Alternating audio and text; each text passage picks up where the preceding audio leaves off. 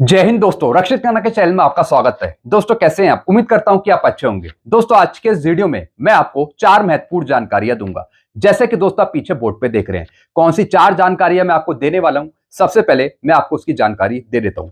सबसे पहली जानकारी मैं आपको दूंगा दिसंबर की पेंशन के बारे में और जनवरी की पेंशन के बारे में।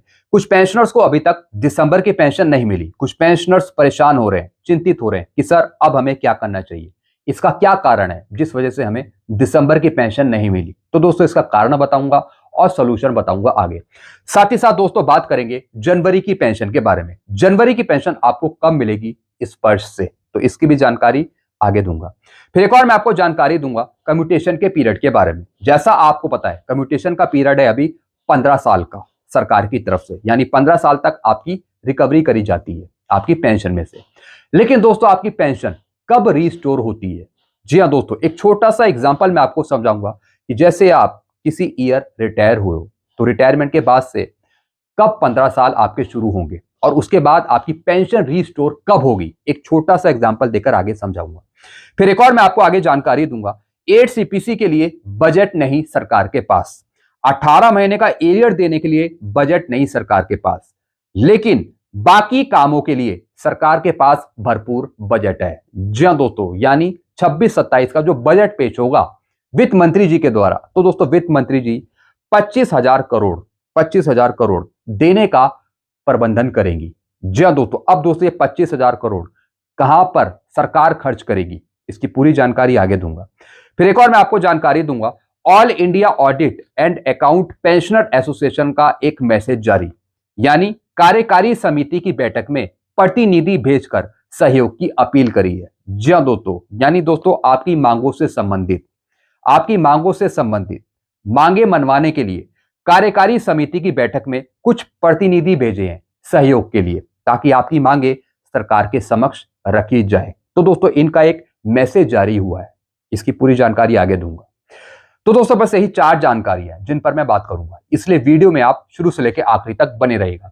जानकारियों में आगे बढ़ने से पहले एक छोटी सी अपील मैं आपसे करूंगा, और अपील है चैनल सब्सक्राइब की। देखने में आया पेंशनर्स वीडियो तो देख रहे हैं, लेकिन अभी तक कुछ पेंशनर्स ने चैनल को सब्सक्राइब नहीं किया। ऐसे कितने पेंशनर्स हैं? सिर्फ 34%। तो मैं आपसे अपील करता हूं जितने पेंशनर्स ने अभी तक चैनल को सब्सक्राइब नहीं किया, वो पेंशनर्स फटाफट सबसे पहले चैनल को सब्सक्राइब कर लीजिए, ताकि आपको बेहतरीन जानकारियां, सटीक जानकारियां और आगे आने वाले वीडियो के नोटिफिकेशन आपको तुरंत मिल जाए। चैनल सब्सक्राइब करने के या फिर वीडियो देखने के आपको एक भी पैसे नहीं देने, सब कुछ आपके लिए फ्री में है। तो फटाफट सबसे पहले आप क्या करेंगे?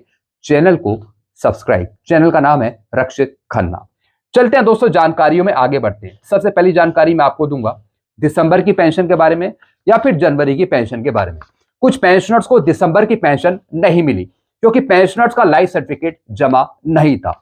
जनवरी की पेंशन भी नहीं मिलेगी अगर लाइफ सर्टिफिकेट जमा नहीं किया, तो तुरंत लाइफ सर्टिफिकेट जमा करें। जी दोस्तों कुछ मैसेज मेरे पास आ रहे हैं सोशल मीडिया पे, कुछ मैसेज हैं जिसमें दोस्तों एक पेंशनर है जिन्होंने लिखा हुआ है, I am Bhim Rao Kondiba Desai, I am already submitted digital life certificate on date 4 November 2025। I am not receiving my December 2025 pension, please help me. जैसा आपको पता है आपकी ड्यू डेट थी लाइफ सर्टिफिकेट जमा करने की 30 नवंबर 2025। अब पेंशनर्स ने, फैमिली पेंशनर्स ने 30 नवंबर से पहले अपना लाइफ सर्टिफिकेट जमा करा, जैसे कि दोस्तों इन पेंशनर्स ने किया। इन्होंने 4 नवंबर 2025 को जमा कर दिया था इस पर्च पे, लेकिन दोस्तों इस पर्च पीसीडी के द्वारा आपका लाइफ सर्टिफिकेट एक्सेप्ट नहीं हुआ, अप्रूव नहीं हुआ। इस वजह से आपको नवंबर की पेंशन तो मिल गई, लेकिन आपकी दिसंबर की पेंशन रोक ली गई। तो दोस्तों अगर आप लाइफ सर्टिफिकेट जमा नहीं करते, अगर आपने लाइफ सर्टिफिकेट जमा भी कर दिया, अगर एक्सेप्ट नहीं हुआ, तब भी आपकी पेंशन रुक जाएगी। तो दोस्तों एक बार लाइफ सर्टिफिकेट आप स्टेटस चेक करें उसका कि दोस्तों वो अप्रूव हुआ या नहीं हुआ इस पर्च पे, पीसीडीए पे। अगर अप्रूव हो गया है, अगर ड्यू डेट अगले साल की दिखा रहा है, तो दोस्तों फिर आपको पेंशन मिल जाएगी। तो दोस्तों एकमात्र कारण है लाइफ सर्टिफिकेट जमा ना होना, जो आपकी पेंशन रोक सकता है। तो दोस्तों कुछ पेंशनर के साथ ऐसा ही हुआ है, उन्होंने लाइफ सर्टिफिकेट जमा तो किया, लेकिन इस पर्च पे वो एक्सेप्ट नहीं हुआ। तो दोस्तों सबसे पहले आपको अपना लाइफ सर्टिफिकेट जमा करना पड़ेगा, तभी दोस्तों आपको दिसंबर की पेंशन मिलेगी और जनवरी की पेंशन भी मिलेगी। अगर आप लाइफ सर्टिफिकेट जमा नहीं करते, तो दोस्तों आपको फिर जनवरी की पेंशन भी नहीं मिलेगी, फरवरी की भी पेंशन नहीं मिलेगी। तो दोस्तों लाइफ सर्टिफिकेट जमा करना, साथ ही साथ सुनिश्चित करना कि वो अप्रूव हुआ या नहीं हुआ, यह आपकी जिम्मेवारी है।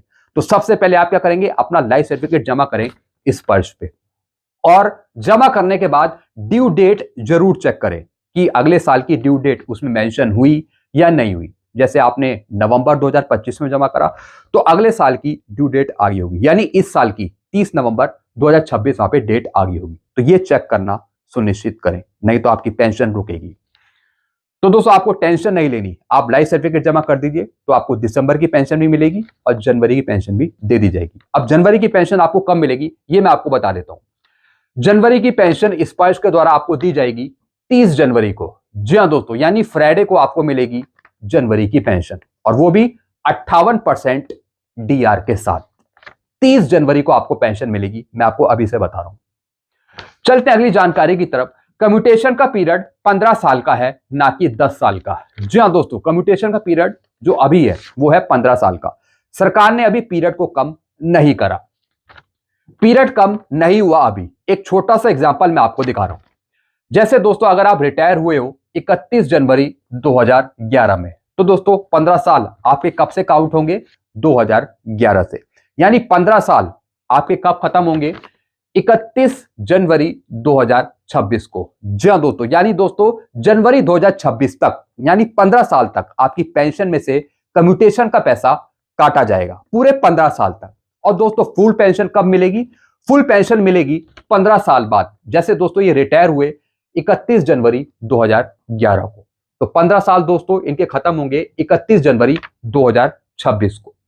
फुल पेंशन इनको मिलेगी फरवरी 2026 की, यानी पूरे 15 साल बाद। तो दोस्तों कुछ पेंशनर्स कह रहे हैं कि सर हम रिटायर तो इस साल हो गए थे, लेकिन 15 साल के बाद भी हमारी पेंशन में से कम्यूटेशन का पैसा काटा जा रहा है, ऐसा क्यों? तो दोस्तों आप इससे जुड़े सवाल मेरे से कर सकते हैं। जी हाँ दोस्तों कुछ पेंशनर्स को एमएससीपी मिली हुई है, एसीबी मिली होती है, तो दोस्तों उसका जो पैसा है वो कई बार दोस्तों आपको दे तो दिया जाता है, लेकिन पीरियड आपका बढ़ जाता है। तो दोस्तों एक बार आप चेक करिए कि आपको कम्यूटेशन का पैसा आपको कब दिया गया, या फिर आपकी कोई पेंशन रिवाइज हुई होगी, आपको एमएससीपी एसीपी मिली होगी, तो दोस्तों उसका पैसा आपको मिला होगा। तो दोस्तों जो कम्यूटेशन की वैल्यू है वो भी बाद में चेंज होगी, और थोड़ा सा पीरियड बढ़ गया होगा जब उसका पैसा आपके खाते में आया होगा। तो दोस्तों एक बार आप डेट जरूर चेक कर लीजिए कम्यूटेशन की। वैसे दोस्तों 15 साल का पीरियड है, जैसे मैंने आपको समझाया। 15 साल बाद आपकी पेंशन रिस्टोर हो जाएगी, ऑटोमेटिक खुद ही हो जाती है दोस्तों, उसमें कुछ कार्रवाई करने की जरूरत नहीं है। तो दोस्तों इनको फुल पेंशन मिलेगी फरवरी 2026 की, पूरे 15 साल बाद। कम्यूटेशन से जुड़े कुछ सवाल हैं तो आप कमेंट कर सकते हैं नीचे। चलते अगली जानकारी की तरफ। 8 सीपीसी के लिए बजट नहीं है सरकार के पास, 18 महीने का एरियर देने के लिए बजट नहीं, बाकी और कामों के लिए सरकार के पास भरपूर बजट है। जी हाँ दोस्तों जो 26-27 का बजट पेश होगा, 26-27 का जो वित्त मंत्री जी बजट पेश करेंगी, उसमें बजट में कहीं ना कहीं 25,000 करोड़ का प्रावधान है देने का। बजट 2026 बजट में पहली बार आएगी नई स्कीम, 25,000 करोड़ खर्च करने की तैयारी। जी हाँ दोस्तों सरकार दूसरे कामों के लिए सरकार के पास बहुत सारा पैसा है, बजट भी बहुत है। कोई नई स्कीम चलानी है, कोई नई योजना चलानी है, कुछ इंफ्रास्ट्रक्चर हो गया, बिजनेस स्टार्टअप करना है, सरकार के पास बहुत पैसा है। लेकिन कर्मचारियों को, पेंशनर्स को उनका हक देने के लिए पैसा नहीं है। जैसे कि 8 सीपीसी का बजट नहीं है इस बजट में देने के लिए, या फिर 18 महीने का जो डीए का एरियर है उसका बजट नहीं है देने के लिए। आप दोस्तों खुद ही देख रहे हैं, यूनियन बजट 2026 केंद्र सरकार बड़ा दाव खेलने की तैयारी में। फाइनेंशियल ईयर 26-27 के यूनियन बजट में 25,000 करोड़ रुपए का एक खास रिस्क गारंटी फंड लाया जा सकता है। जी हाँ दोस्तों, यानी दोस्तों फंड को जारी करने के लिए, कोई नया फंड बनाने के लिए, योजनाएं लाने के लिए सरकार के पास भरपूर बजट है। अब दोस्तों 25,000 करोड़ का बजट यहां पे पेश किया जा सकता है वित्त मंत्री जी के द्वारा, और वो भी किसके लिए, एक रिस्क गारंटी फंड। जी हाँ दोस्तों, जैसे कि दोस्तों म्यूचुअल फंड हो गया या फिर दूसरे फंड हो गए, तो दोस्तों एक नया फंड जारी करने के लिए कुछ पैसे यहां पे आवंटित किए जा सकते हैं, लेकिन आपको देने के लिए सरकार के पास पैसा नहीं है। इंफ्रास्ट्रक्चर सेक्टर में फंसे प्रोजेक्ट और बैंकों की हिचक को दूर करने के लिए केंद्र सरकार बड़ा दाव खेलने की तैयारी में है।